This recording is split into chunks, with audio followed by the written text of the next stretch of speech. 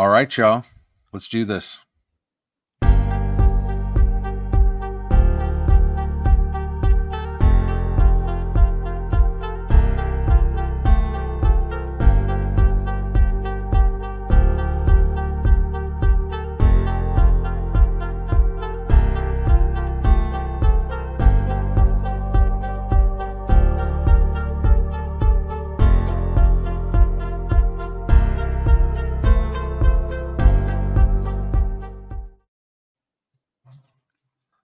All right, here we go. Here I am. Hey, everybody. Thanks so much for tuning in. Honored, blessed, and so thankful that you'd tune in today for Work Your Career Wednesday. I'm Bradley Clark, and we're going to do something a little different today. We're going to get right to the show. I got to tell you, I'm so happy that my guest today said yes. And that he's on the show. We're gonna have a lot of fun and talk about his story and just so much. Let me tell you something. I don't know if you know this, but I got Jon Breaks Bad news. Listen, Jon started breaking bad news professionally in 2019, but he's been doing it his whole life. As a kid, from letting his father know there's no toilet paper during a particularly messy encounter, to his teen years and man, you were popular. Exposing his friend's infidelity. Jon will break your bad news so you don't have to. You can find him on Instagram, Facebook, Twitch. What else? Kick. And you know what? Go to his website, jonbreaksbadnews.com, and get your bad news together so Jon can break it. Everyone, make welcome Jon. Whoops, sorry. There we go. Jon from Jon Breaks Bad News. Brother, what's up, man? Hi, how you doing? I'm doing all right. I'm sitting here trying not to sweat in my brand new Temu binge shirt, bro.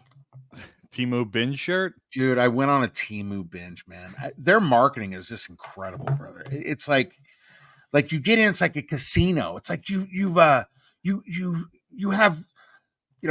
80% off, and then the 80% turns into like coins, and it's gambling and shopping, and it is all in one. It's gambling and shopping all in one, and you know that's how they get you. Well, dude, and so no, I ordered. Look, I'm a big and tall guy, and it's just hard to shop, or to find stuff that fits you. Oh my gosh. And it's so expensive, and so I thought, I'll find out, so I'm ordering this stuff, right? And I get a 3X, I get a 4X, right? Okay. I'm figuring, okay, that'll be big enough, but something tells me, so I'm getting like 6X stuff, right? Okay. Brother. I put on the 3X, what should fit me. And I'll put it this way. I don't wear Lycra for a variety of reasons, but really for everyone. Dude, I don't do it because I'm trying to protect my fellow man. You know what I mean? This thing, I put it on, it's like a half shirt. Bro, it's like, and so of course, everything that was in my size has something to do with, apparently I'm the right. Apparently the king of spades. They have elected me the king of them, and I'm honored. It's so stupid. And then so my wife always gets on me about, you should wear colors because I wear black a lot and all of that. And so I get these things that have patterns on them. Half shirts, brother. Half shirts. I'm never wearing these. I could probably give them to my baby cousin and they would fit. I mean, dude. So anyway, I just had to get that out there that I'm wearing the one thing that fits from my Temu binge. Yeah, I did the same thing kind of with cargo pants on TikTok shop because they now have their own like Temu thing. and you could buy these cargo pants for like $8 a pop. So I bought 8 of them, and luckily they did fit, but they did. They were very close to not fitting, very close to being like, all right, well, I have to throw all these out. Well, they were very close to you being a humanitarian. Exactly. And going and giving them directly to the local Goodwill. Exactly. This so sucks, man. I tell you, if there's one thing that would motivate me to get on a treadmill, it was my Temu binge. Honest, I'll tell you the God honest truth. It's just terrible.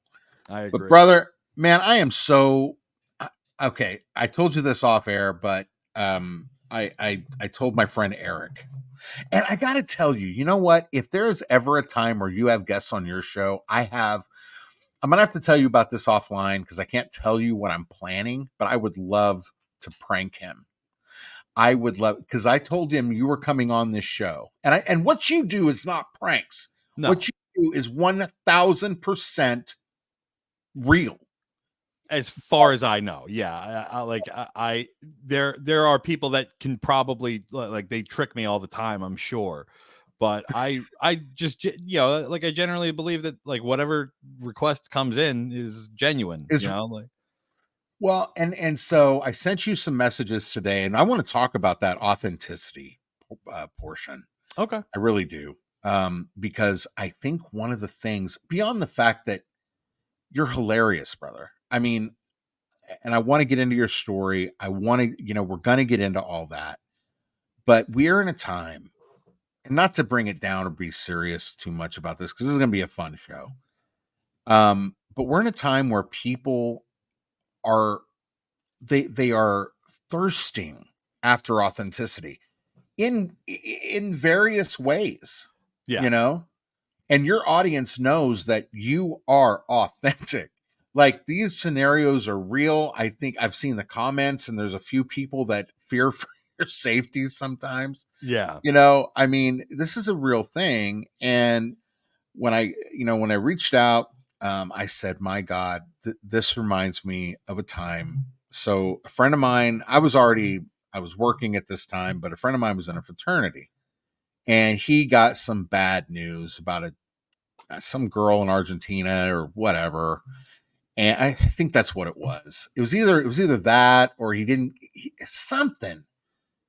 into something that, you know, looking back on it, it's all BS. But when you're, you know, 18, 19, 20, you know what I mean? Like, the whole world is crashing down.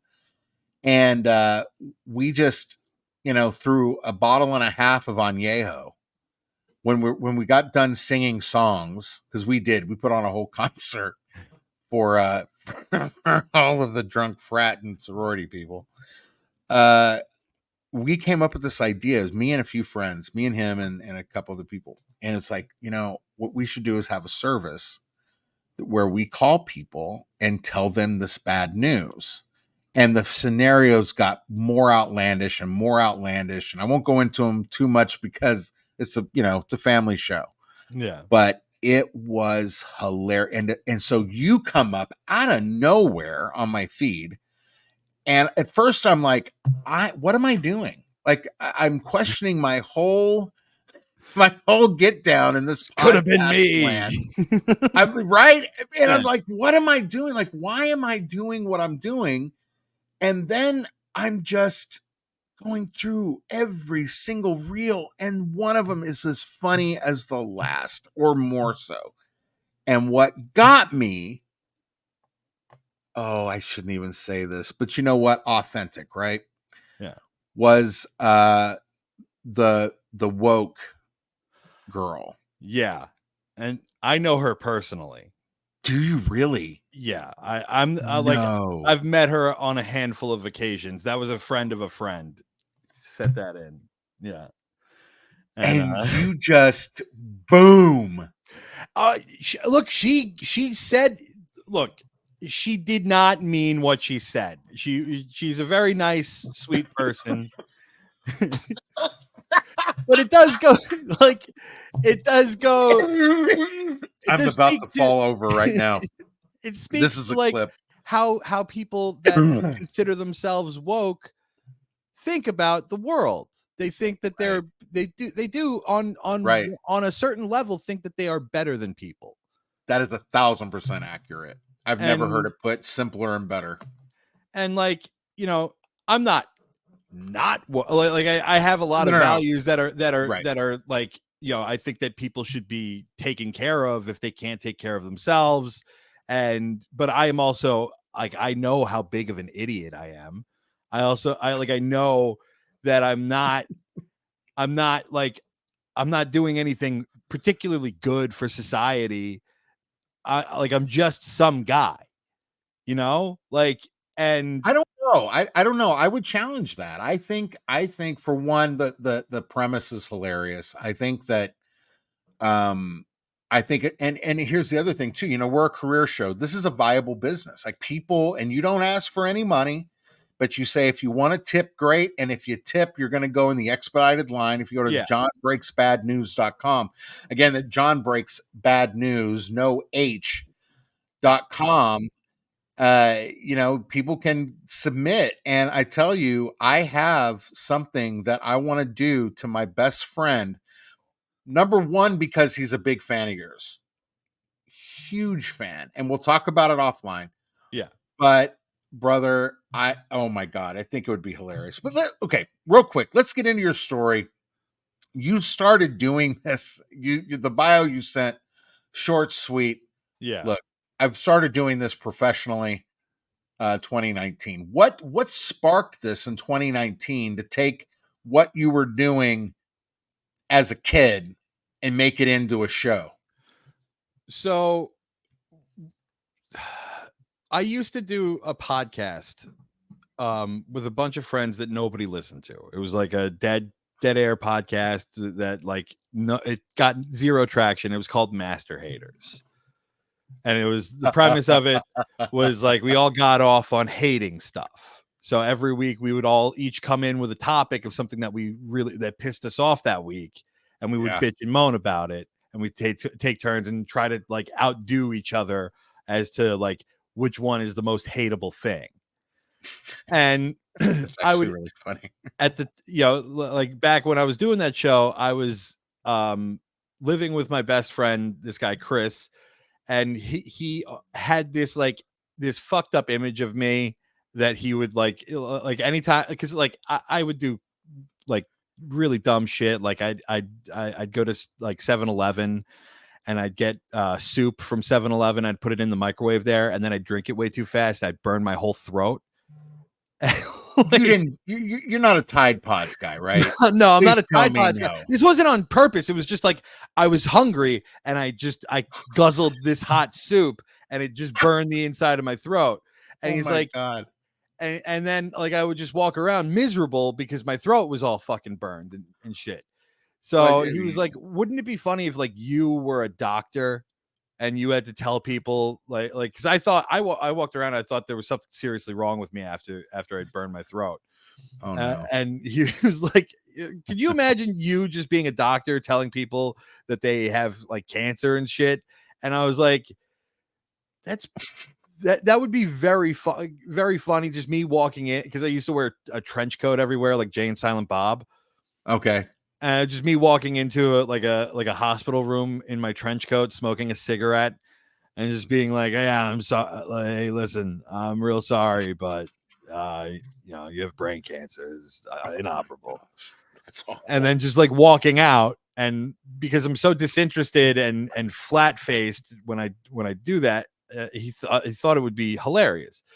So eventually that show kind of petered out, and I was sitting around in my dining room, uh and I was, you know, doing some work on my computer, and I was drinking, and I was like, what if that guy, the doctor guy character, what if he just did that for everybody? What if he just was like somebody who wanted to break your bad news for you? And I was like, what would that even be? So I started writing. I set up a Facebook page immediately. I made like the worst like banner, and like took the craziest photo I possibly could of myself and put it up on this Facebook page. And I started writing these ads that were like, have you ever been asked by your neighbors to watch their dog?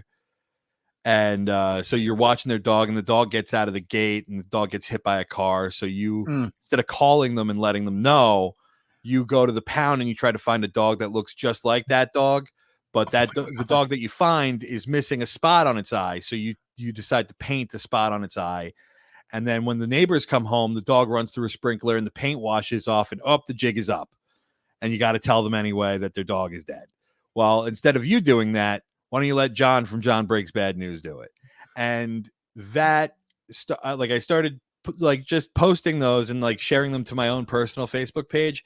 And a couple of friends of mine read them and thought they were very funny and started sharing them into these Facebook groups. And this was back in 2019, where Facebook groups, like, actually you could build a massive following on Facebook if you use the Facebook groups properly, and you could easily go viral. And so people started sending in requests to my page for me to call. It's actually working.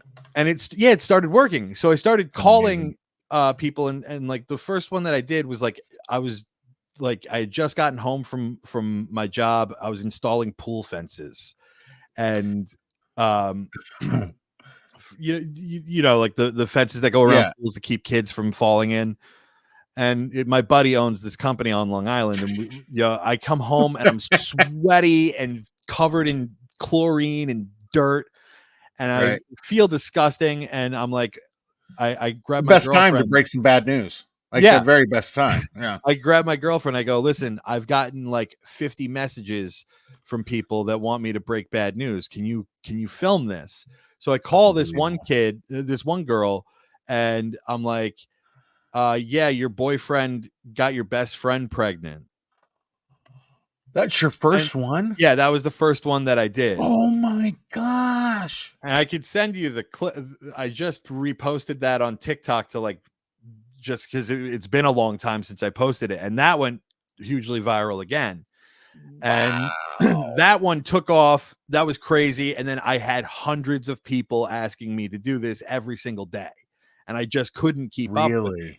Yeah. And so I kind of let it die down for a long time. Like I was like, I'm not prepared to have this take off. Who knew? Yeah. Who knew? I mean, I had no idea. Like, I had no idea. And I was doing it for free, like completely for free. So I tried to figure out a way that I could do this, that I could make it more like streamlined. So instead of like standing outside in traffic and like calling and having like a grainy cell phone footage of it, I started doing it as a live stream. And the live streams, they did really well. And then again, like, I let it taper off. And then TikTok, the pandemic hit. That's really what happened. Is the pandemic hit, and I was like, I don't want to be the guy that's like using this as like a way to go viral constantly. I don't want to be. It just was like, you got to think at the time, like everybody's grandma's dying, and I felt like that would be like people were gonna look at that and be like, this guy's a piece of trash for exploiting this for whatever kind of gain he's getting. He's saying that he's doing it for free, but there's got to be something that he's getting out of it, Sure. And so I let it stop. I stopped doing it pretty much for a year, and then I was in, I was able to do it again in 2001, and that's when I started posting stuff on TikTok, and TikTok blew up. I ended up getting like 800,000 people on TikTok. So that's like where I'm at right now, is like trying to hit 1 million on TikTok. And then Instagram, I've been posting on Instagram for a while now, and I've never gotten anywhere on Instagram. And then the last 2 weeks, I blew up to almost 600,000 followers on Instagram. So you're over 1 million on 2 platforms. Yeah, combined. Combined. But TikTok. I mean, Wow. Luckily, I mean, like with TikTok, who knows what's going to happen with that? Like, Sure. Yeah, I was going to ask you what you thought yeah, about that. luckily the Instagram platform started pushing me in the algorithm, because if that went away, I kind of didn't really know what I was going to do. I figured I would I have to mean, it stop. kind of, honestly, hearing that story, it's obvious to me. Look, you're a good guy, dude. You got a good heart. If you didn't have a good heart, you would have exploited the hell out of that. Oh yeah, Because talk about bad news, like and there's so many bits I'm thinking about, but bits, not real, but bits, right. pertaining to that time, and but it would have been awful. And talk about dark humor, Right. That's like, because you probably know what I'm thinking. Like, hi, this is Jon Breaks Bad News. Just want to let you know, that thing that you just got is not going to work. yeah. You know what I mean? Like Yeah. that kind of stuff. And Yeah. it would have, so obviously, you're a good guy, dude. And but the way you do it is so funny. It's just, and then you end the call, end the call with "I love you," but that's not enough.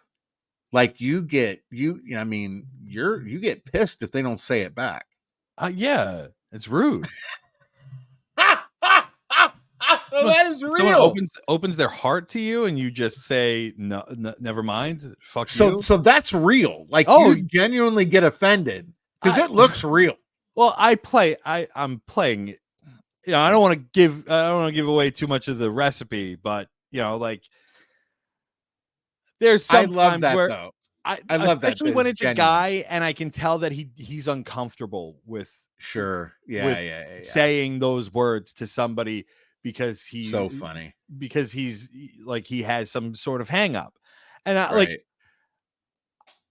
I just I Well, don't understand I don't understand people's hangups. I don't understand people's like but weird little things that they have about certain things, and then I want to understand it, so I press on it. it's fantastic. And Well, and they're uncomfortable. They just got some bad news that you can, like, it's genuine bad news, yeah, and then you follow it with "I love you," and and they're perplexed by the whole thing, and you're like, you're not going to say it back. And let me ask you this: your producer, is it your girlfriend? yes, yeah, So it's so funny when, like, you can hear her in the background, yeah, like, kind of like my dog just now. I don't know if you heard her or right, not, but she's trying to get the cats. But and she goes, "Oh, they didn't say it back," and like, you guys are like to have this short 2-second banter. It is, I'm telling you, it's genius, and I just love it, man. I really do, I appreciate that. I hope brother. people like it. Seriously, I get a lot of I honestly I'm like a terminally online guy. I yeah, follow a lot of people that are online. I don't really watch TV. I watch a lot of stuff online, sure, and I read the comments for other people, and like I gotta say, the ratio of positive to negative comments for like the stuff that I'm doing, I would expect a lot more hate, and a lot of people just are very, very nice to me. Like you yourself, yeah, have been very complimentary, and like think the idea is very funny and good. And like there's been very few people that have like really shot a lot of hate towards me, and like I'm expecting it, but yeah. it's not coming the way that I thought it was. Well, that's a good thing, and I think too, like I said, I think your audience knows your heart. You know what I Yeah, mean? It's funny, a lot of the stuff that you're doing isn't. I I just, you have cancer. You know what I mean? Like, a lot of it is. There was one that you did with this guy, and I felt so bad for this dude, but it was something about his girlfriend. She either cheated on him or something, yeah. and he was. The Regis Jesuit one, Yes, yeah. yes, His friends from Regis Jesuit, the girl had been cheating on him with somebody up in Steamboat. brother. When that guy guy was like, "Oh," I was just like, "Oh man, that one hurt him." Well, I think it probably confirmed what he already thought. Oh yeah, And yeah. it's like, wow, if it were me, I would probably, and I hope nobody, if you call me with some bad news, I am going to I think that would be hilarious. I'm not telling people to do it. I'm just saying, so funny. I just don't know what I would like. You put yourself in that situation, anybody that's dated anybody, and that's, Look, I don't it's happened to know, me. man. I've been cheated on, and I had nobody told me, and I really wish They somebody would never have do. fucking. I really wish somebody would have Right. fucking told me. Well, they never do. They all, they hint, Yeah, they're you like, know, something's going on. I don't know. And I'm like, well, what? And they're like, I can't say. And I'm like, why can't right, you're my friend? Why right. can't you tell me what's going on? I need They to go, know. they go to Jon Breaks Bad News. Yeah. Well, That's yeah. what they do. So we're gonna try something real quick, John. Real quick. What are we? We're only a few minutes in, but check this out. I'm not sure if you know about this, but if you have anything that you want recorded, documented, or and hey, I don't know, maybe we can get John's crew to come and film you. But if you can't get John, go to White Husky Films. I don't know the number, and I've been promoting them for I don't know, a year and a half now. But if you go to www.whitehuskyfilms.com, all you got to do is dream, create, record in that order. And when you choose White Husky, you'll be so glad you did. They got, bro, I don't know if you know this, we got what is it, billboards in Times Square that we're Oh doing. shit. We're doing podcasts, music videos, all that. Look, go to whitehuskyfilms.com. And again, all you got to do is dream, create, record in that order. And when you choose White Husky, you'll be so glad you did. Oh wow. That was brand new, bro. What do you think of that? New sponsor? No, not a new sponsor, but a new way of doing it. Oh yeah, no, that was great. That's pretty good, right? Yeah, that was good. Okay, this is brand new, dude. This is like breaking ground on this show. But anyway, because I've usually been doing. Here's the problem, bro. We did it on the road series, right? And there's some audio issues with it, but whatever. And I have my guests there, man, and we planned this for, I don't know, 2 months. I get to New Orleans. We didn't have any place to shoot, and the Mercantile Hotel, they were fantastic to us. I am telling you. And we ended up, I'm actually talking to them about, becoming a real viable friend of the show. But as it is, they're a friend of the show because they let us film in their lounge, dude. I mean, it was fantastic. And I'm sorry, but I'm just the guy that thinks God has his hand in everything. And I feel like that was a God thing, because they didn't have to do it. And they certainly didn't have to say yes, and they did enthusiastically. Miss Donna, amazing. Anyway, I'm going on about them. Anyway, point is, I had my guest there, and he was in town from, oh God, I want to say Massachusetts. I want to say Boston. Can't remember. And he's sitting there, and dude, I went on for 9 minutes, bro, about these sponsors, and they were a whole list because I had travel sponsors too, bro. And so this is a brand new thing. So thanks for bearing with me. And I thought that was a pretty good segue. No, that was good. That was really good. Not bad. Did a Okay, good cool. job. Thank you. You know what? Getting that praise from Jon Breaks Bad News, I'll take all day long. Look, I've never done a sponsorship before, so I'm impressed by anybody that's able to work one in without it like being really obtrusive into a show, Bro. Because That's I've been heard my some fear. shit sponsors before. Dude, me Some of them are too. bad. Some of them are just like hard cut, and then like now we're talking about a product. Yeah, I mean, what like okay, so we gotta, oh, and I want to talk to you about this because this thing, dude, I squirrel a lot, bro. I'm sorry. So this is It's probably okay. going to be long. We did book an hour and a half, praise the Lord. So just, Yeah. But one of the things about sponsors is, look, they're paying you to put their product on, and they they trust you and your brand enough to where they're going to hitch their wagon to you. Right. What I think is really cool about what you're doing is your sponsors are the people that tip you Right. to deliver this bad news, and what it's doing enough to where, look, you got equipment, this is helping you, like you're making a viable business out of I just this. bought a brand new PC to run the whole show off of. Bro, that's what I'm talking about. Like, you took this concept, this idea, and I think it's really hilarious that both of our ideas came in the midst of a drunken haze. Yes. But so you can, I don't drink anymore, but hey, you know what? Maybe I can't even. I was gonna say, maybe it's good for some things. I don't know. I think it is. Look, But lots of people have been conceived yeah. on account of Look, it's not a good thing. Alcohol is bad. right. But I'm still gonna drink it. Well, Yeah. what's funny? So check this out. You're talking about sponsors, right? Yeah. And so right now there's a friend of mine who has an incredible product that we're gonna start promoting here soon, having to do with boxing. And we were talking about it. I was like, man, because I was at a time where, dude, this show has to do something. Like, I'm drowning here, right? And I put my entire severance into the show. You know what I mean? When I left my last company. So like, this is all or nothing for me. And I'm just about to quit, and I'm just about to. And he said, brother, let me tell you something. I can get you 7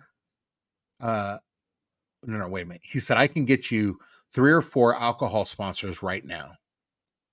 Right now. I said, no way. He said, yeah. What I can't get you is a water sponsor. He said you'd have to have about 2 million, give or take, and you're almost there between your platform. So I'm just saying, word of the wise. He said you'd have to be the minimum 2 million and however many hundreds of thousands of downloads and streams. I said, for water? He goes, yeah. I said, but right now, and at that time, I think we're at 3,000 subscribers. And he said, I can get you 3 alcohol sponsors right now. Friend of mine, I called to ask for sponsorship, to see if he would want to do something with me for a trip coming up. 7 alcohol sponsors. One is a very famous tequila. And I said, I can't do it because of, it's off brand for me. I don't want to promote anything that's going to have the potential to hurt people. You know what I mean? Yeah, that's hey, look, But isn't that interesting? I really appreciate that for you specifically. A lot of people don't have those kinds of morals where they would, not, No. Not start taking money from something that they don't believe in. Like, yeah, I just can't do it. It's the show, I wanted to help people, wanted to inspire people, of course. And I'm not saying it's bad for other people to do it. Go for it. Get the money. But I think it's really interesting that you can have alcohol sponsors lining up, but water sponsors are like, no, you have to be like, really? Well, water sells itself. Like, alcohol is constantly being being pushed down. I mean, like, I think in America, especially, like, alcohol is number one. Like, we drink more of it than anywhere in the world, and that's like crazy because like Ireland, you'd think per capita they have to be the drunkest, and they're not. They drink very responsibly. Dude, for all of our listeners in Ireland, hey, I mean, if you've earned the stereotype, admit it honestly. That's great. I think they come over here and they lose control. I think that's what happens. Well, they come over here, they see like what's going on in this country, and they're like, I need a drink. Honestly, from what's going on in this country, I'm surprised we're all not screwed up and drinking every day. Thank you, that COVID. Appreciate that. Yeah. The amount of day drinkers that little period of time produced. Oh, I was one of them. Right. Well, I had to slow down a lot after, like, it became an adjustment. I was bartending right up until the day that they shut everything down. No way. Yeah, I was. How'd that affect you, man? Lost everything. And I didn't even have, Jeez. and I was off the books, so I couldn't even apply for unemployment. Didn't she tell them that you're essential? Especially then, I'm an they, essential worker. they I'm slinging these drinks so people don't, well, for the first couple of weeks there was no essential workers. It was like only right. I remember hospital that. workers. Oh, dude. And then they started slowly opening up restaurants and stuff, but they started off with the big ones. They started off with McDonald's and Burger King. They Yeah. little mom and pop restaurants were not Done. opening up. They were Done. fucked. I Well, and you know what's great about that is if you went to any I'm so restaurant, sorry. I dropped an F bomb. Is that okay? we've been doing, you know what? We've been doing it the whole show. And you know what? Here's the deal. Here's the deal. I will never censor someone for being themselves. Okay. And actually, you know what? I just realized Let's get into that. Don't even like, worry about it. Brother, don't even worry about it. Listen, here's the thing. And I really want to talk to you about this as if like you're my therapist, if you don't mind. And I sure. want to ask you if you ever had this happen to you. I had a very big meeting this past week with a very impressive, and I know the CEO. We met years ago, and we've been just keeping tabs on each other. And he reached out to me about another position in his company, and when we talked, he said, "You know what? I think maybe, I'm looking for a marketing director. Maybe I think that would be good for you." And I said, "Well, great." Well, I've never been a marketing director before, but I certainly have marketed, and I've done really well at it. So I go into this meeting thinking that you know I'm going to be something that they want me to be. And he asked me two questions. This is what I sent you on Instagram. He asked me two questions that I've never been asked in all of my professional life. He said, "What do you want to do?" And it's never "What do you want to do?" It's "Brad, what do you want to do for us? Right. How do you think your skills can improve our bottom line?" Something to that effect, Of course. right? And I get that. And then when I got the job, nobody asked me, "What are you the best at? Like, what are you the goat at? What are you better than anybody else at?" Or essentially, what do you think you're better than anybody else at? And I did not know how to answer that. My entire life has been, um, you know, we don't what you do, how you do it is not what we want. So you're going to have to conform to us. Right. Fair. But my whole life has been that way. And as a performer from way back when, and then I went into music, won some awards there, been nominated 7 times for songwriting and producing and stuff like that. But even with that, I never produced music that I thought people would like. It was stuff that I liked, and I Right. hoped that they liked it. But I've never been asked, "What are you the best at?" And I've had a few, and I haven't. I wrote him a text about saying thank you, but I have to write them back a thank you note for people that were in the meeting, and I want to tell. I mean, dude, I talked a lot like I'm doing now. And he asked me that, and it threw me for a loop. And I'm like, wow. It turns out they want me to produce a project. I'm not going to really talk about it too much. We'll talk about it offline. But um, he wants me to do something for his company that plays to my strengths. That's good. That's great.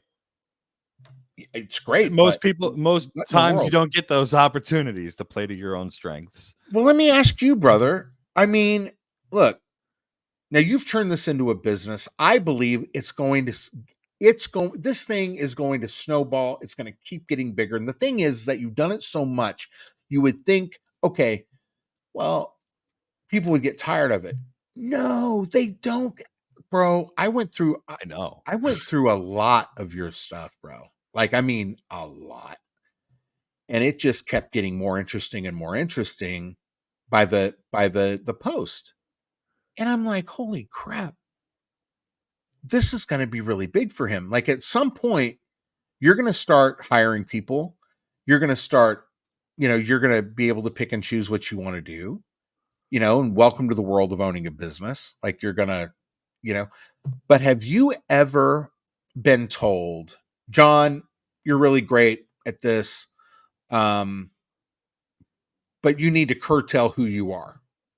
Like we need a little less of Jon. Like Yeah. you're an 11. We need to get like a 4. Yeah. Yeah. I've Tell me gotten that about a that. lot. I'm just like, I know it doesn't seem like it on like the street, but like number one, I'm pretty foul mouthed. You don't I, say. I have, I have, I have a hard time, keeping that. Like it just comes out of me, and I don't even I, realize it I most of the I time. understand, brother. I look, not doing this show, and I'm more cognizant of it when I'm on the air, but it's something that I have got to work on. Yeah, it's Like something I that I really really do. should work on too. I probably won't. I'm one of those like old dog, new tricks kind of guys, Totally get it. and but I really want to for my kids' sake because I can't be going into like school meetings and being like, "Oh yeah, hey, what the fuck is up?" Right, Like sure. why is he Yeah, yeah. fucking failing all of his classes? What are you doing wrong? Like Right. I can't. I can't. They're gonna look These at me like, days, though, "Oh, well, we see what the fucking problem." well, these days, though, you probably have a teacher go, well, I mean, you know what I mean? Yeah, But besides that, sort of the found, if they ever just said, we want less, like you're doing it wrong, we yeah, need you to do this.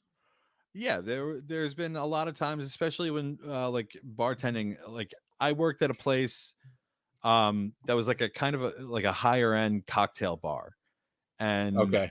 they wanted me to shave, they wanted me to cut my hair, they wanted me to do all this stuff, and I just couldn't do it. They I were mean, like, it's we taking a like lot of you. time. What? It's taking a lot of time to grow that hair. I Oh understand. yeah, I mean, like it. Not only that, but like it's just part of who I am. Like for, Sure. I'm gonna cut my hair eventually when I want to. Hmm. Like I don't like being told what to do about my appearance and how I look. It's part of who I am, and I'm not going to change it. That's just Totally understand. yeah. So I ended up having, and it was a great job, and I ended up having to leave it because I just couldn't. I couldn't do that. I couldn't like they said we like what you're doing X, Y, and Z, but A, B, and C we need you to change, and I just couldn't.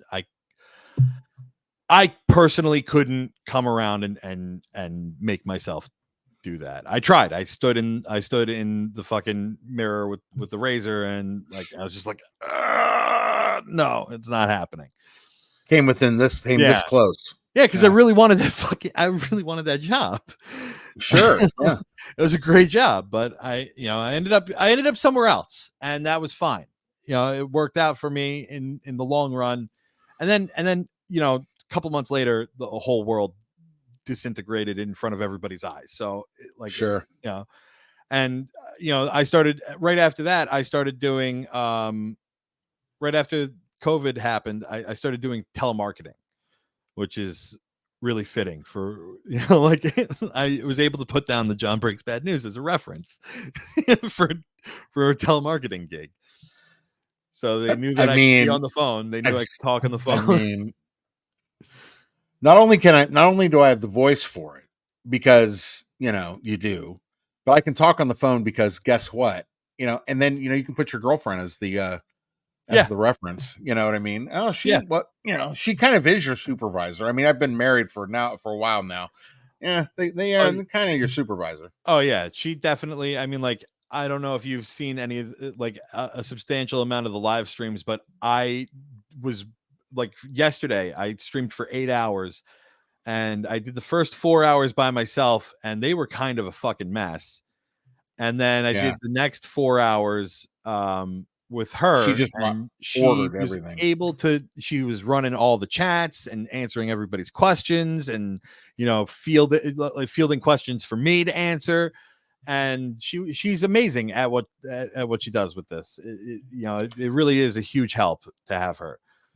Uh, So the answer to the answer to my question is yes, you've had that happen to you, and no, you didn't conform. Like you quit before you followed yeah, that direction. yeah, Got it. I couldn't, and maybe that, like, I don't know if that makes me a strong person or a weak person. I don't know if that's a good quality to I don't have know. or a bad quality to have. I kind of lean on, like, it ended up working out for me, Right. but it could have easily not. And it was like a risk that I took for my, for my for my family that maybe I shouldn't have taken. And, but Wow. I also believe, I kind of believe in myself a little bit. So I know I'm going to land on my feet with a lot of shit. Dude, so my God. I want to will you say that again? Just clean it up. Because either on my show or your show, and I just really hope that you put clips of this show on your show Oh yeah. because dude, that's so huge, brother. What you just said, I I kind of believe in myself, and I know I'm gonna land on my feet, Yeah. I kind of believe in myself, and I know at the end of the day, I'm going to land on my feet. dude. That's such a big deal. So I'm gonna tell you right now, man. Performers are the most insecure people on the planet, and I am, dude. I Yeah. totally am. So somebody asking me to do a project, uh I was like, wow, we've grown the show to the point where people are able to they want to guest host for me. You know what I mean? And that's a big deal. And then we have sponsors, and then now someone I mean it just threw me for such a loop, but I wish I had what and maybe I'm getting it, but I wish I had what you have in that. And I believe in myself. I wouldn't be doing this if I didn't. But the Yeah. point is, I think we you all trick know, ourselves to think that we don't, because like, nobody wants an arrogant host. You know what I oh, mean? dude, I've gotten that my entire life, and I don't understand why. It's No, like, yeah, oh, you I just come think you're off as very kind of humble. arrogant. No, no, Well, no. I was going thank to say the you. opposite. I was going to say the opposite. Like, nobody wants an arrogant host, and that's why, like, Yeah. we as performers, we don't come off like we believe in ourselves. We try to talk ourselves out of it, out of believing in Interesting. ourselves all the time. Interesting. And I do that to myself all the time. It's just that at the end of the day, when it comes down to, like, making a big decision, I know Yeah. that I'm going to bet on myself. I'm not going to bet on somebody else to come save me, because I know that I could do a better job of it at the end of the day. Let me tell you a story real quick. So I was in this band for a while, and I just sang, and that's really what I do. You know what I mean? Like that's I Yeah. was never a great guitar player, all that. Like when I would write a song, I always had a guitar player with me. You What know kind what I of band mean? are you in? I was in rock bands. I did, gosh, I've guested and played with some really, really big names. I don't want, I'm not gonna anyway. Oh, But offline. I You got it. learned from yeah, I'll tell you. But I learned from the best, and I've gotten rejected from the best too. And that, it hurt like hell. But, you know, I was always the singer, right? Right. So I got to the point I always had, and in my bands, I've always had two guitar players, not because, um, you know, not for safety reasons. If one quits, I got another one. It was because I can't stand it when you're listening to a song and then the bottom drops out on the solo. I hate it. I can't stand that. You know what I'm talking Yeah, about? you need a Like rhythm you're guitar. gigging. Yeah, you need a rhythm guitar. But anyway, both of them quit on me. Both of them. And I Oh, still had gigs, dude. So what did I have to do? I had to pick up the guitar and do my best. It was the same way when I had to drive a stick shift when I was a kid. We weren't getting home unless I drove this damn car. And I suddenly learned very quickly. I how to had one drive. guy teach me how to do it, and then I just remembered that and we got home. Anyway, but a lot like you, if something falls out, I know we're gonna be okay. Yeah. Because you rely on You yourself. You're able to do it. You know Right, that. you're able to do it. And even if you think that you're not able to, you are. So where did that instinct come from? Did it come from your mom, come from your dad? Like tell me about that dynamic. I think How'd both. you grow up? Oh. Uh I I grew up with both my parents up until like my later teen years. They ended up splitting Okay. up. But it was like, not it was tumultuous, not just their fault, not just my fault. It was, a combination of things that, were negative, but a lot of love, a lot of yelling. But also like a lot of like Yes. them being like, no, you could do this. Like, Wow. you don't have to rely on me for everything. You can do this. You got, like we trust Was you. that from both of them? Yeah, that was from both of them. There was like a lot of like letting me cook, letting me, at a young age, letting me do stuff like that. Like, Yeah. and I believe in that. I believe that you should like definitely like get your kids and fucking push them to do the best stuff that they Right. can possibly do, and like be hands off a little bit. I think the helicopter stuff is like ridiculous. I think kids are way more capable than a lot of people give them credit for. Yeah. But yeah, like that's kind of how my parents were, was like, get out of the house, go, like go figure stuff out. And I just, Right. went and figured stuff out. And, like I didn't get into a whole lot of trouble as a kid. It wasn't until like I started drinking young, but, Yeah. but, So did I. Yep. Get it. I like, Why though? Like, was it a peer thing, or was it like you're trying to escape um, something? You're trying to be cool? Like, what? Why did you start drinking young? I think I was trying to escape stuff. I think I was trying to, because Mm, I'm somebody who's battled with depression for my whole life. I've since I was yeah. 14 years old, I've Yep. had issues with that. And I I think that was like a lot of self-medicating was Yeah. the drinking. And then like later on I started dabbling with like, some drugs, and that Sure. really wasn't good. But not doing Yeah. any of those anymore. But Well, obviously. I mean, yeah. yeah. Well, I mean, you can't do what you do and be involved in that, No, to a great degree. You know what I mean? no, you can't. So things were a little tumultuous at home. You start drinking when you're a kid to kind of escape. You go into like you're kind of could you like now that you're older and you have a family, Yeah. can you pinpoint what got you to the depression stage? Could I pinpoint like what Yeah, like happened? what was it? Yeah, yeah. I don't know. I just kind of like woke up one day and like everything was Everything gray. sucks. Yeah, everything like you ever see that? Do you watch South Park at all? The episode where Come on. Stan Marsh is like, oh, everything's shit. Yeah, I didn't want that at all. I didn't want that at all, man. No, that's kind of how it was. You just wake up one day and you're like, oh, I hate everything, and everything is trash. And all the stuff that I Yeah, thought I liked, I don't like anymore. And then you yeah, learn to relove things as you get older. I think that kind of wears out on you. yeah.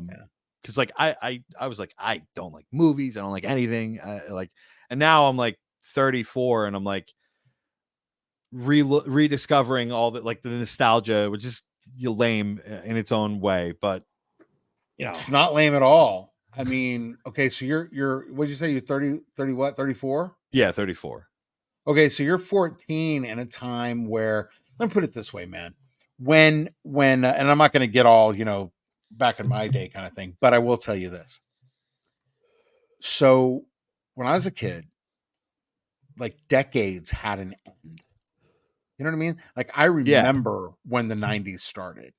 yeah, And it was like a whole new thing.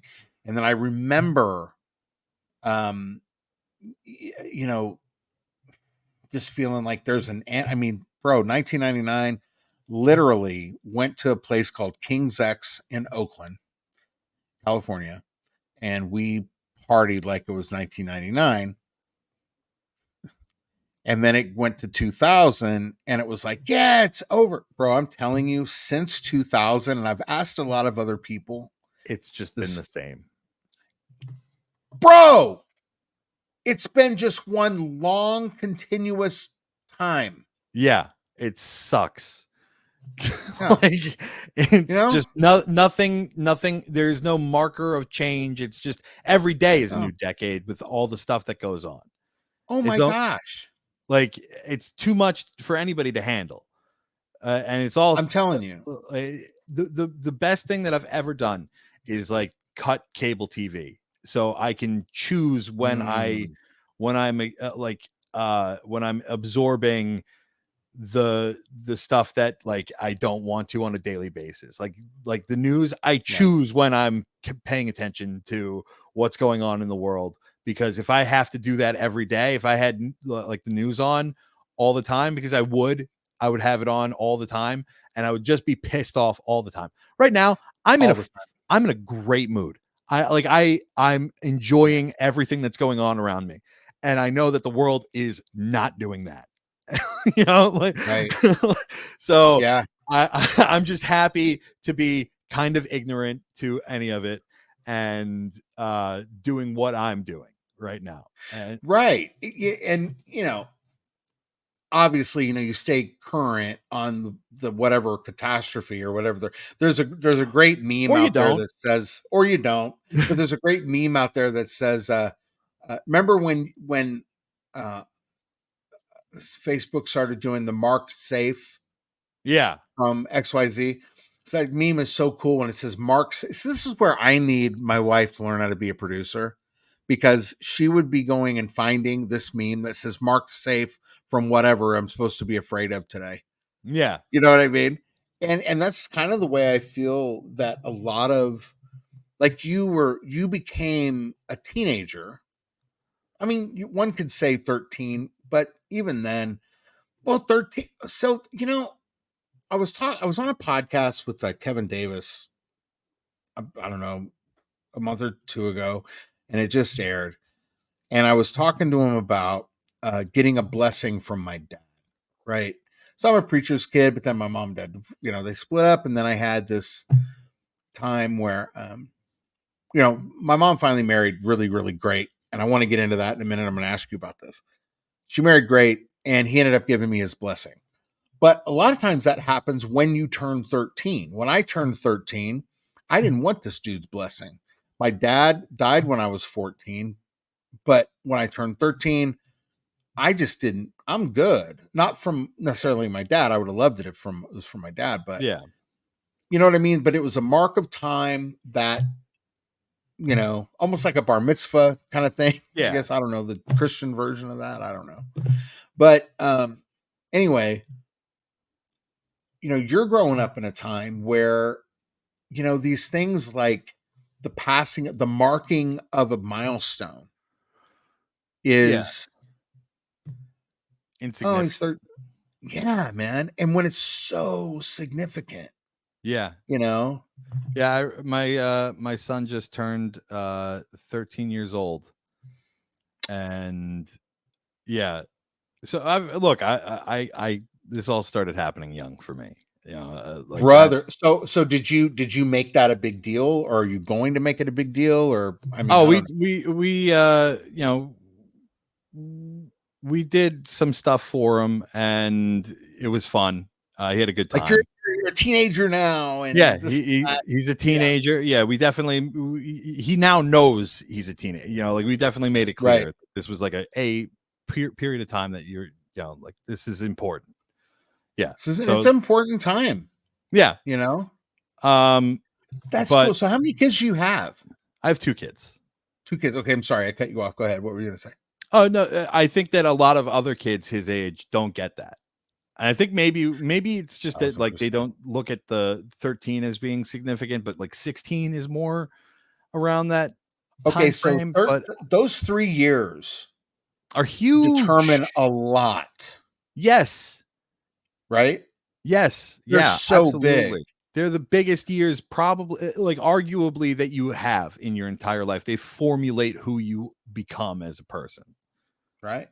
And obviously So everybody changes, but I think those 3 years in particular are like they set up your sense of humor. They set up like this, kind of like what clique you fall into in the rest of high school. They set up all of that stuff, and that stuff formulates who you become later on in life. That's 1,000% right. It's funny. So you had whatever happened, you say you just woke up, you kind of like looked around and went, God, everything sucks. With me, so my dad dies in the summer. So 14 for you was significant for your reasons. 14 was significant. And for me, it was my mom and dad were talking about getting back together. But she was currently in a marriage that was just awful. You know what I'm saying? Like it was just, it was a big deal. But we both had it at 14. Can you imagine? You know what I'm saying? Like you have a son just turned 13. Yeah. Right. And I'm assuming you did things that maybe your parents did or didn't do, but certainly he's not in the climate you were in. No. He thinks all the stuff that I was getting up to when I was 13, 14 years old, he thinks are like for trash. Like he thinks they're trash. He thinks that like it's all like bad, like very bad. Like I was drinking by that age, and he was like, he's like, that's stupid. And I'm like, and he's right. Thank God. Good job. I don't know what I did that was right. Maybe just leading by example, brother. What not to do. But do you understand? Like, dude, like I don't know. Talking about this, bro. What you and your wife have done that's huge. Yes, yeah, that's huge. You both were getting shit faced at 14. Yeah, for our own reasons. And you're raising a son that thinks that's the dumbest thing you possibly do. Yeah. Yeah. It's awesome. Kudos to you and your wife, dude. I mean, that's such a big deal. That is such a big deal. I hope it stays that way for at least another few years. Cause I know that peer pressure ends up, look, these kids are doing crazy stuff at young ages. You're turning into a celebrity. So you're going to, at some point congratulations. I didn't put that in the title for no reason. You're a social media star. You have over 1 million people that are watching you, every single day. And so, that's a big deal. And there's a lot of responsibility that comes with that. But it sounds to me like your foundation is absolutely fantastic. And, man, kudos to you. That's going to segue into another sponsor. If you are getting a house, buying a house, or in the doghouse, you need to go to Klein's Jewelry in Houston. Matter of fact, if you are celebrating a milestone, jewelry was a big thing in my family. Hey, if you want to get a nice piece of jewelry for your 13-year-old, let me tell you something. Go to Klein's, brother. They ship too, John. Oh wow, they will ship. Yeah, if you go to kleinsjewelry.com, they'll, and I tell you, Mark Klein, what you want to do, and honestly, not for nothing, but if you are thinking about getting jewelry for a loved one, you really do need to talk to Mark Klein. They've been in the Houston area since 1969, and they are legends, and their designs are great. Their people are great. Mark is great. And I tell you what, Mark, he's just one of my favorite people, dude. He helped me out of a very bad situation. And he's just an awesome guy. So, Klein's Jewelry, he is amazing. If you're, like I said, and I know I get this joke wrong, but if you're buying a house, celebrating a house, or in the doghouse, get out of that doghouse and go to kleinsjewelry.com. What do you think? How was that? That was perfect. That was great. Dude, dope. So, I am just so dude. I hope this doesn't put your we're letting the cat out of the bag a little bit that you're an awesome guy. And I hope it doesn't hurt your image too much. I don't think I mean, I hope that people just aren't walking around being like, wow, what a scumbag that guy is. I hope there's like a little bit of like understanding that like I've spent a lot of time thinking about what I'm trying to do with this. Yeah. we live in this time where people don't talk to each other. They don't express their feelings very much. Everybody is isolated. And when something traumatic or negative happens, people tend to avoid it.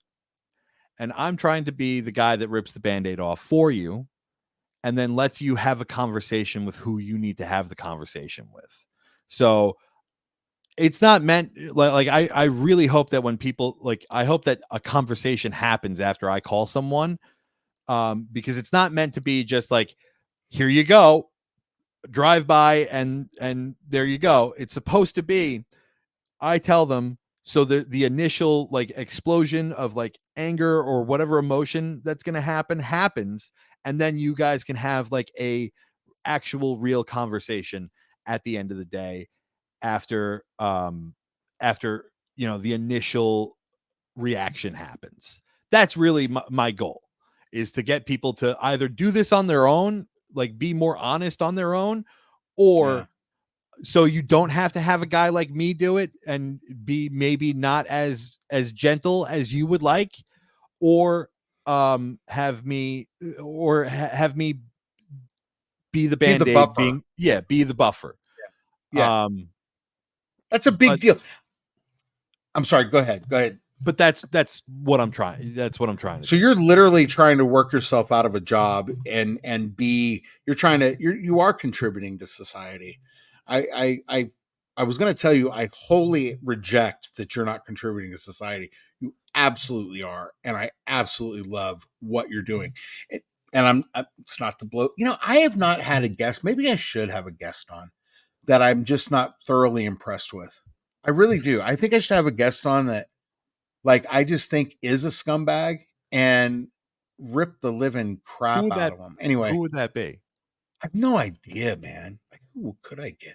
I don't know. Anyway, but who would I want? If they're a scumbag, I don't want to talk to them. Exactly. You know what I mean? Yeah. Anyway, I have a friend that he's got 2 boys. And this was back when one of his kids, I think his youngest boy, I think he was 14, actually. He's 14. And they're talking. He's kind of ripping into him a little bit, my friend, and because he did something that was stupid. And he was just rebelling. He's acting out. It's a completely and utterly different situation than what you're talking about. And he's ripping into him a little bit. But in love, Yeah. Correcting him, like being a dad. Yeah, you got it right sometimes. And his boy texted him,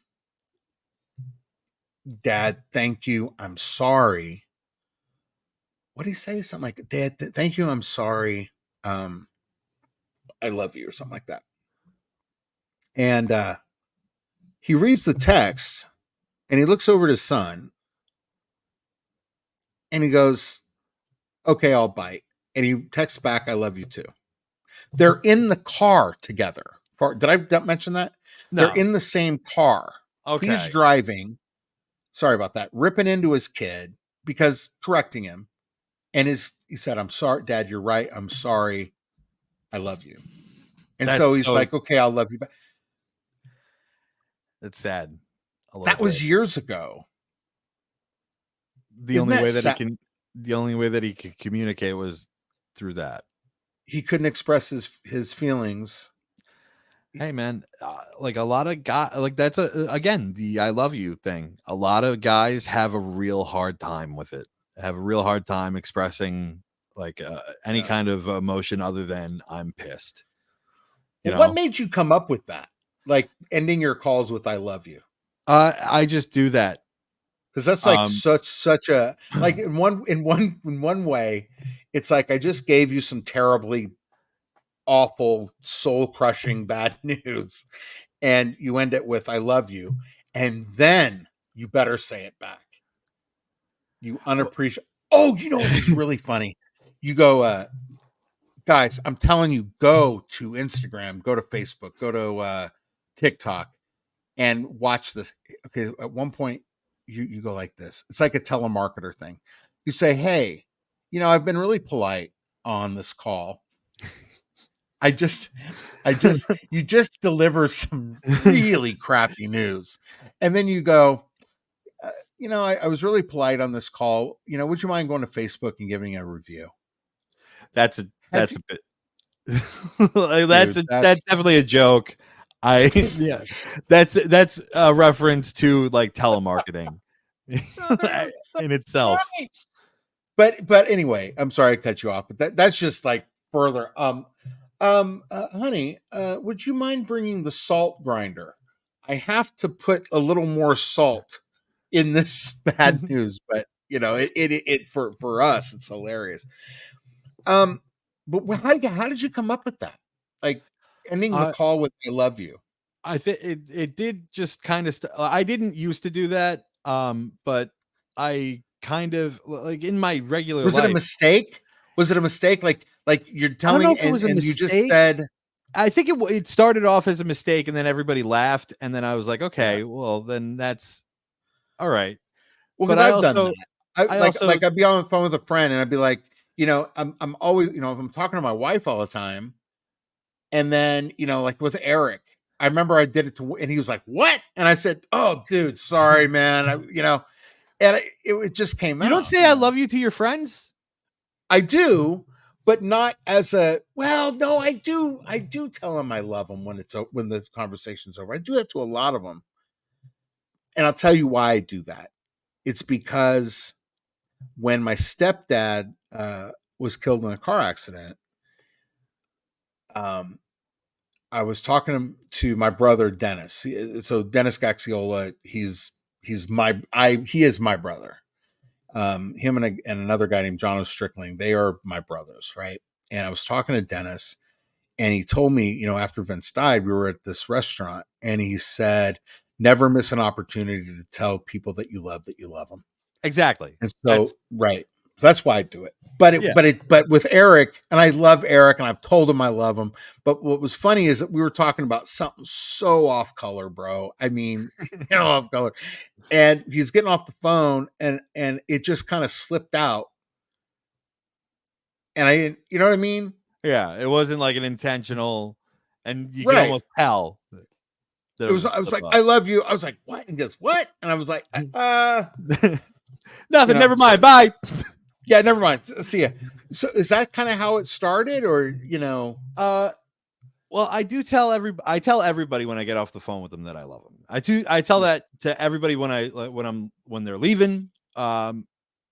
Because I like, just like what you said, you never miss an opportunity. Yeah. I really do believe that myself. And then I think that started being a little cheeky and a little silly, just to say that, but also like I do love these people.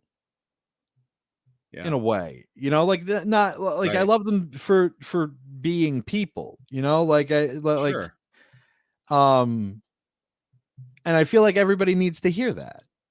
And I think you should be more willing to be like, you know what, you're like me, you're just like me. Mm-hmm. And I love you for that. Like I love you, Bradley. I love you too. No, but and genuinely, I do. I really do. Me too. I just love it, man.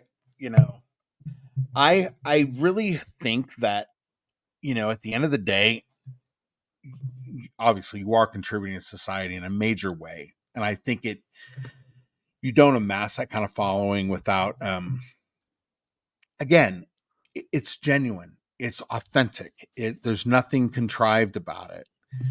And I love that. I absolutely love that. Can I tell you? And you know what? Go ahead. I've faked one of them. Okay. One. Which one? It wasn't a call. I faked exactly one the whole time that I've been doing this. It was one of the first ones that I did. I had my son. He was like 6 or 7 at the time. I told him to sit on the porch and put your hands in your head in your hands like you're crying. Yeah. And I took a picture of the two of us. And I look like again, I was just coming off of work, and my beard is all matted against my face. My hair is all fucked up. And I just wrote, Just told this kid his parents are getting divorced.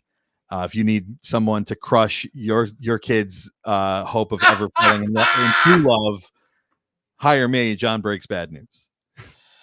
Can I just tell you, I think that's brilliant. Now that's an ad. That's not really faking it. That's a commercial. That's great. Oh, that's fantastic. I love it. That's the only one that I've faked. I promise that's the only one that I've faked. Look, Every other one of them is genuine. Brother, I'm gonna add what, and it's not really that's an ad, and that is brilliant, and it's really good. That is really good. I'm gonna ask you the same question that I was asked this week. Okay. So what do you want to do? In other words, how do you want this show to grow? Because it's definitely growing. Okay. So what do you want to do with it? Okay. And what are you the best at? What are you better than anybody else at? Okay, so the answer to the first one is I'd like to do this in person. What?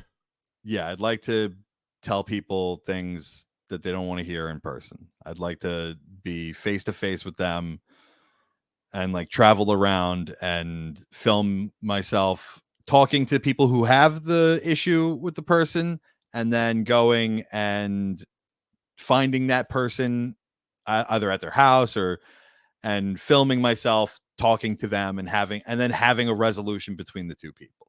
That's what my goal is. I want to turn it into like a full-blown like TV show kind of thing. Have you done a treatment for that yet? I have not. But okay, I did you need to do a treatment.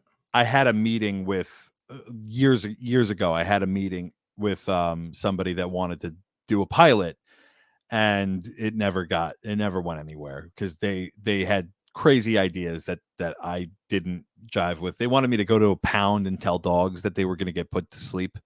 That's dumb, dude. And I was like, cool. It's like that's not like, what I do. What kind of idea is that? That's it was just even hearing that is stupid. Yeah, I was like, you really want people to just fucking hate me? Yeah, that's not the point. Yeah, of what you do. Like that's just cruel and unusual. Yeah, not in a bad way, not anomalous and like, oh, that's neat. That's dumb. Yeah, I said the same job thing. for sticking to your guns. I said the same thing. I was like, I'm not okay with that one. And then like they wanted to do like a political angle, and I was just like, never mind. I'll figure out a way to do this on my own. But you know what that's akin to? That's like the like in some of the stuff, it cannot be real, but they go up to people and act a fool. Do you see that one guy that went up to those two dudes in Chicago, and he says something to him, and these guys took out weapons. Oh yeah, to handle this, and I'm like, that can't be real. Did you hear about the YouTuber that got shot? Oh yeah, the one that like in the McDonald's or something like that. No, it was like at the mall. I forget what the exact scenario was, but it was like 2 years ago. Yeah, the guy got off. The guy that shot him. Well, I mean, I don't know if you're allowed to just start shooting people for saying words to you and filming you in public. When you're in public, you have no right to privacy. I don't know. That really, I don't remember the exact details of that. He was an asshole. You shouldn't do what he was doing. But the guy that shot him, did he approach him like he was gonna? I will tell you right now. I'm an LTC holder. Yeah, and I'm trained on how to use firearms and when to use them. But did the guy? He kept on saying something to him, and that was just like weird. It was like bizarre. Was saying something. Yeah, he was. He I don't know. Went up to him. And he's like, why are you looking at? Like, it was like, why are you looking at me? Why are you looking at me? Kind of thing. And it was just like the bit was that he was like just going up to people in the mall and harassing them, which is stupid. I don't think people should be subjected to that kind of thing. But I also don't really think that this kid should have gotten shot for it. And he probably did. Well, he's alive, isn't he? Yeah, he's alive. Is he alive? Yeah. Well, Yeah, I don't know. He probably shouldn't have gotten shot for that. But it's like what I'm trying to think about a justification for that. And I can't really comment on it because I don't know the entire scenario, but I do Yeah, remember when that happened. Um, but that but does, you know, does it, it, happen.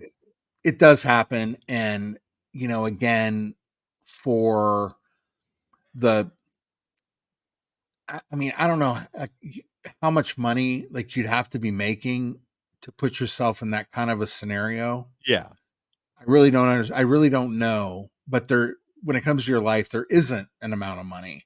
right. You know what I mean? I mean, I think Jackass contributed to a lot of that, Oh yeah, but even that, you know, most of that stuff was done in a fairly controlled environment, yes, you of course. know.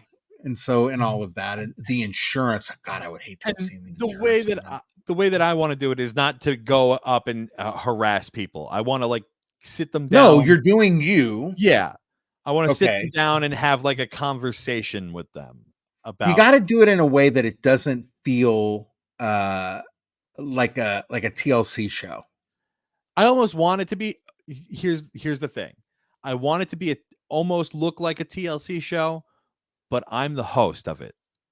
So it's like I'm out of place in this whole Okay, thing. so So then the people that you'd be delivering the bad news to eventually would sign yeah, the okay, release. and then they would go the release, and Yeah. then you guys, and so you want to take this and become a moderator and actually do your best to help people. Yes. But in the way that I Okay, do it. And in the way that you do it. yeah. Okay, brother, the reason that you have over 1 million followers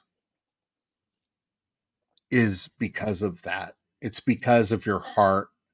You know, thank you for the compliment, dude. I'm getting better on taking them, but when you said that, you know, there's a certain morality that I have of people that will hitch their wagon to us. Yeah.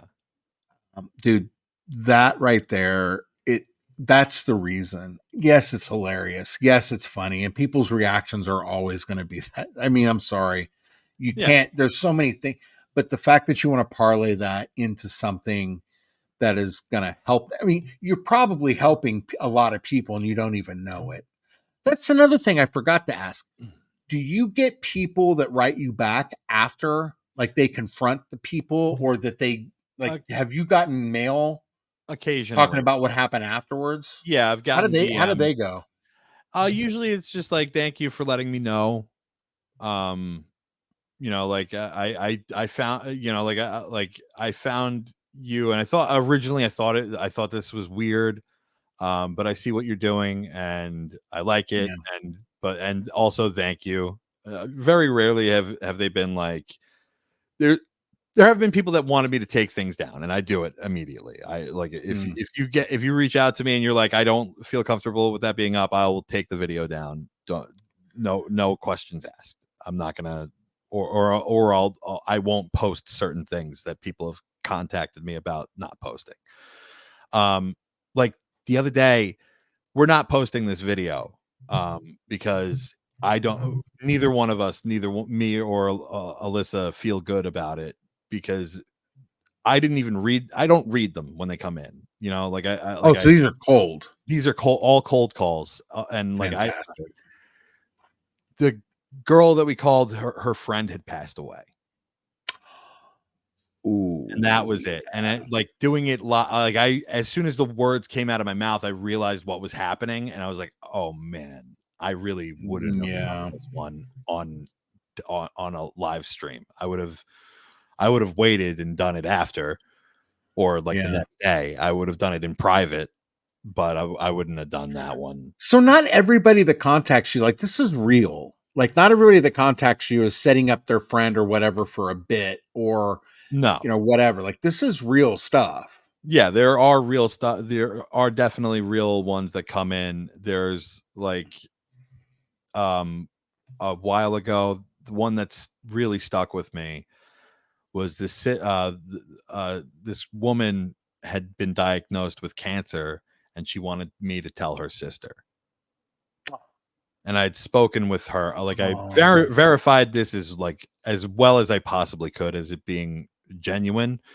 And she was like, okay, yeah, that makes sense. She did have a doctor's appointment the other day, and like we were worried about that. And I was like, okay, well, I'm sorry, but this is the case, and it's, good luck with everything. And that one I had to end the show after we had only been going for like half an hour, and I was like, all right, well, I'm not doing any more after this. I had to take a couple days myself. Bro. Just hearing that is like, wow. That's wow. That's insane. Yeah. Wow. So what okay, so you could parlay this into a TV show. Yeah. There's a definite comedic angle to it. But then, you could have some really touching Hard-hitting. stories, hard-hitting Yeah. stories. Wow. Now the one I want to do on Eric is hilarious. It's serious? I think it would be so funny, and he's such a big fan of yours. You just cut out for a few seconds. Wait, okay, am I back? You're back. Yeah. Okay, what did So well, I was saying, a lot of the stuff is, you could do hard-hitting stuff, but then I also said that the thing I want to do with my best friend Eric is just hilarious. Okay, I thought you said serious. Oh, no, not serious at all. Okay. It is so funny, bro, and it will be so.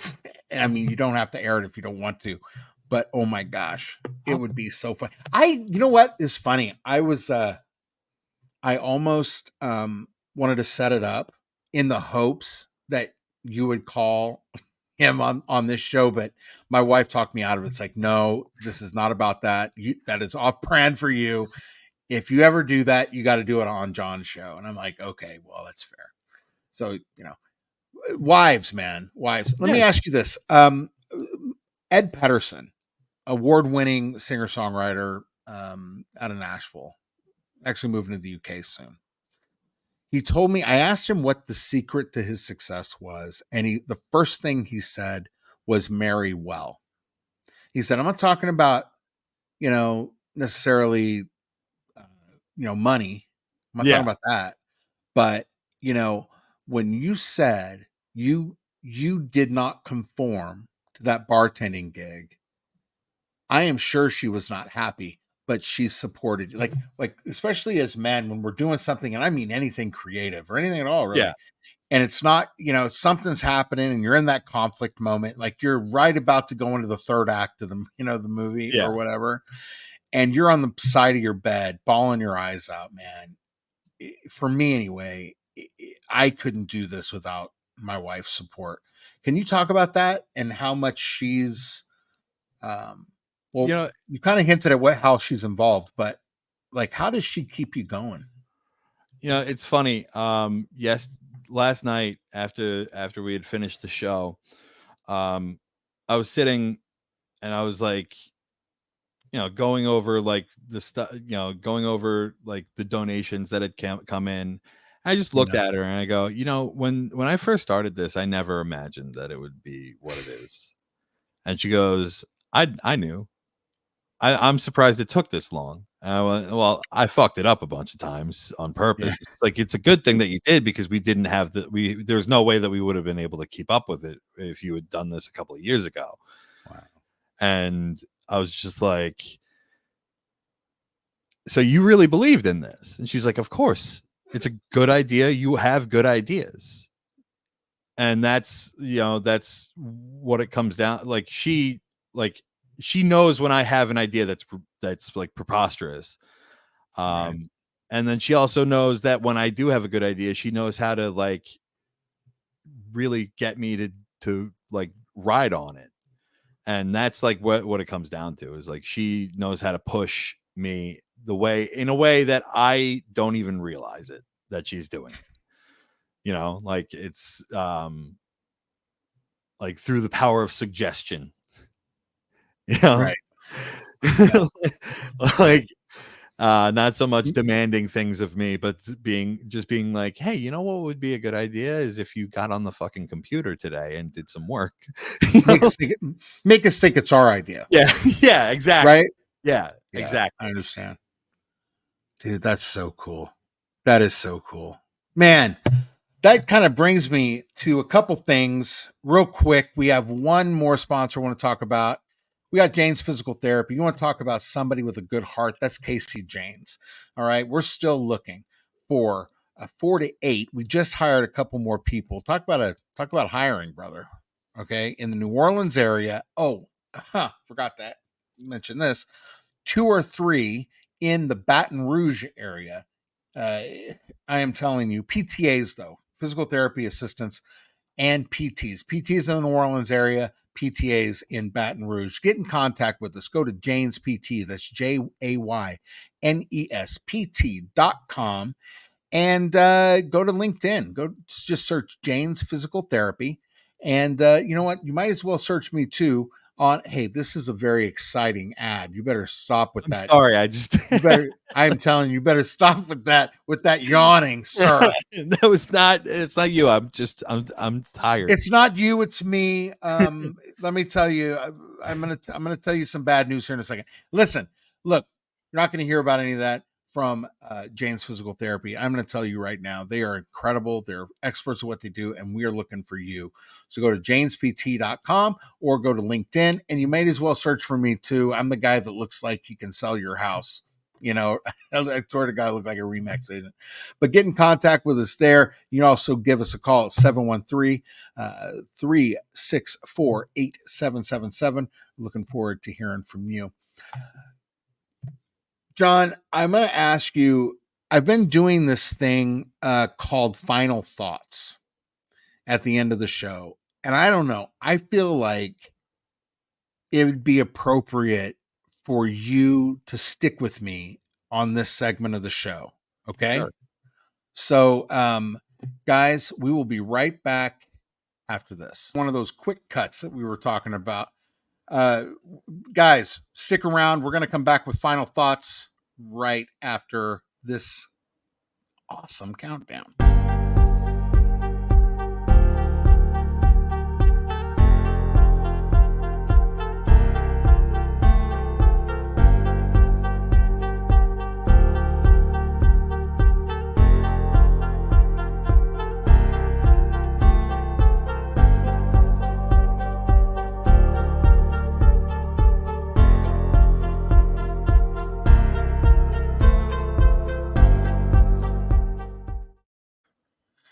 Guys, we're back with final thoughts. And, you know, I did this on the last show with Scott Nathan.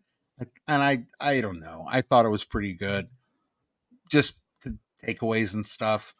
And, you know, Jon, I think the world of you, man. And, wow. You have an open invitation anytime you want to come back. Guys, go to all you got to do is go to the search tab of whatever streaming platform or whatever social media you're on, and go to Jon Jon Breaks Bad News. That's Jon Jon Breaks Bad News, and you can also find him on the web at. I should put a banner up for this, huh? Like a one of those things that I did for the sponsors. Yeah, don't worry about that. I didn't pay you. Well, you paid me in different ways, man, and I really appreciate that. But go to Jon Breaks Bad News if you have some bad news that you want broken. So, guys, for me, and you know, I'm really curious to see what Jon thinks. You know, guys, listen. One of the main things that happens with anybody, and I don't care what profession you happen to be in, there is this opportunity, you know, some people have imposter syndrome where they get the job and then they get in it and they're like, I am not as good as they think I am. And that's happened to me. And we've talked about it on other shows. But then there's also that I don't know what it is, but it's like maybe we've been taught to believe in ourselves, but don't let anybody know, or Yeah. and then there's you know what I mean? Like there's Yeah. this arrogance factor that people Yeah. don't want, you know. You're supposed to be humble, but also Superman at the same time. Right. Like, you know, I think John just said it best. It's like, you know, he's got the same sort of insecurities I do, but he just knows that he's going to land on his feet. And you tell me, you know, we talked a little bit about it on the show, but you know, you got a great family. You Yeah. got a great wife, you got great kids. You know, mistakes that were made, you know, with your parents. I mean, the thing about parents is, you know, we always like when I realized my parents were people, so their, you know, their They have thoughts story, and right? hardships that they've been through, and in their own insecurities and their own issues. And it's like when you realize that the teacher doesn't just like go in the closet at the end of class and like shut down, Right. that they have like a family and stuff. That's so funny. There was only one teacher in my life, and we're talking teachers, professors, all of that. I didn't do great in college, by the way. Very bad. I didn't go to college. Dude, congratulations. Bro, honestly, you don't think of them as people. There's only one. His name was Mr. Lent. He was my English teacher. And that man got me to think. And he got me to think outside the box. And truth be told, the guy's probably a flaming liberal, and good for him. You know what I mean? Yeah. Awesome for him. So was I back then. I was a kid. What do I know? But you know what? I loved it because he got me to think about things that, you know, but he's the only one. I just looked at teachers as like these robots that came out when I was there and they didn't have a life outside, you know? So I love what you said there, man. I love just your story and your heart, man. And I think for people that are watching this, you know, we are people, we have our insecurities, but you're never going to know what you can do until you do it. I would say don't believe the memes, you know. You know what I mean? Like the know your worth thing. That is so detrimental to people. If you know your worth, but nobody else does, it's the sound of one hand clapping. Exactly. If you never show it, you know. So you're never going to do anything until you do it, you know, until you know that you can do things, and ask yourself these questions. You know, for one, what do I want to do? Matt Fidesz, I don't know if you know who this guy is. We're going to have him on the show. He's Michael Jackson's former bodyguard. And the guy has got like a multi, like million, billion, whatever dollar business with, he was a martial arts, I don't know, how do you say it? Anyway, he expert in martial arts. Yeah. Started 7 years old. And you know, by the time he's 18, he's been mentored and everything. Anyway, he's franchised his schools, and that was something that Michael Jackson told him to do. But he says to just keep it simple.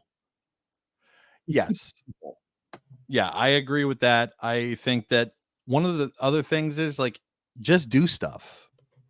Yeah. You know, that's another like credo of my life, is like just do stuff. Like I'm in a band. I didn't even mention that. I'm in a band. Hello? Also. What? Yeah, I'm in a death metal band.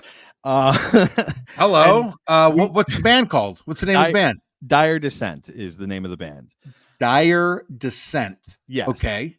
And where do you guys play? We play. We're a Long Island local band. Okay. All right. So we just put East out Coast and East Coast. Okay.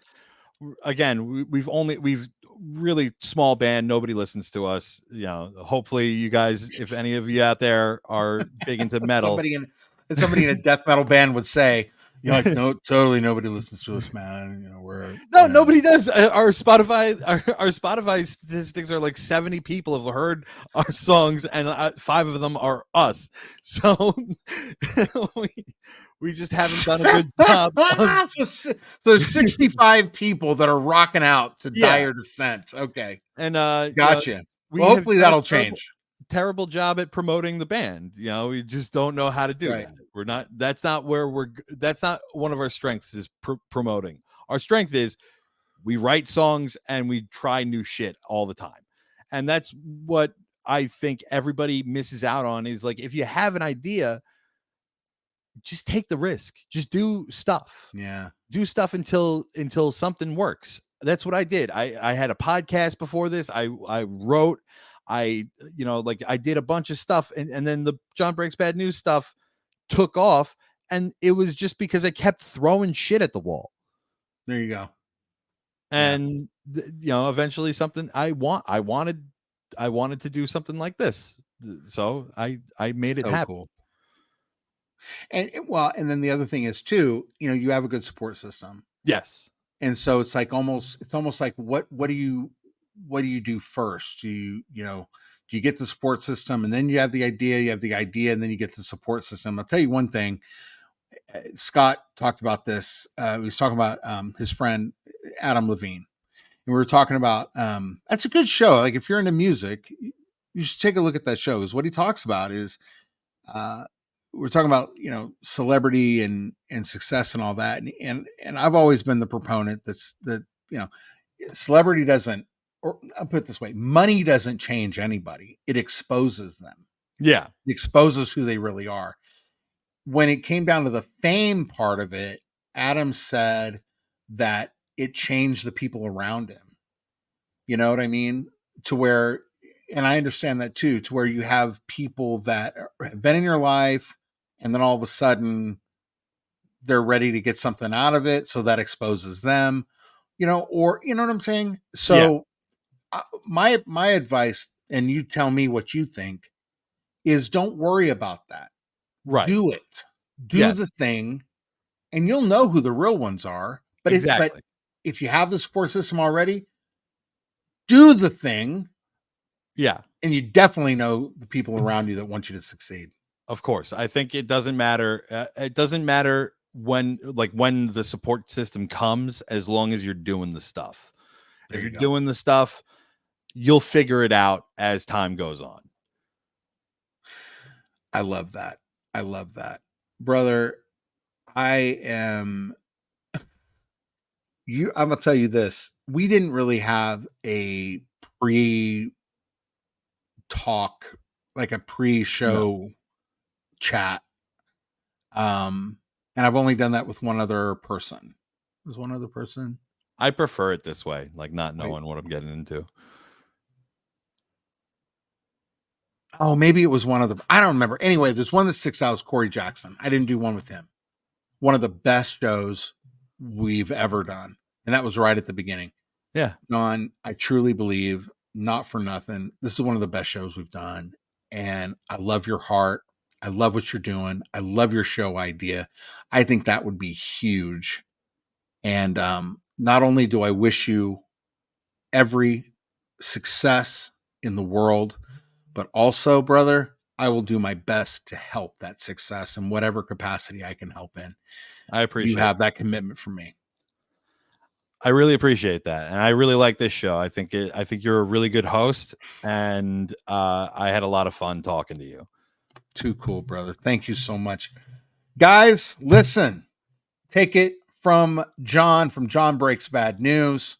The bad news I think he would break is if you're not doing it, he's going to tell you. So for all of us at Work Your Career Wednesday, White Husky Films, Jane's Physical Therapy, Klein's Jewelry, and I think I'll speak for you here at Jon Breaks Bad News. Guys, we love you. And Jon will tell you after every single call, he will tell you that he loves you. But we love you, and God bless you. And let his face shine upon you, give you great peace. Be excellent to yourself and each other. And don't forget, go to jonbreaksbadnews.com if you got some bad news to break. We'll see you next week.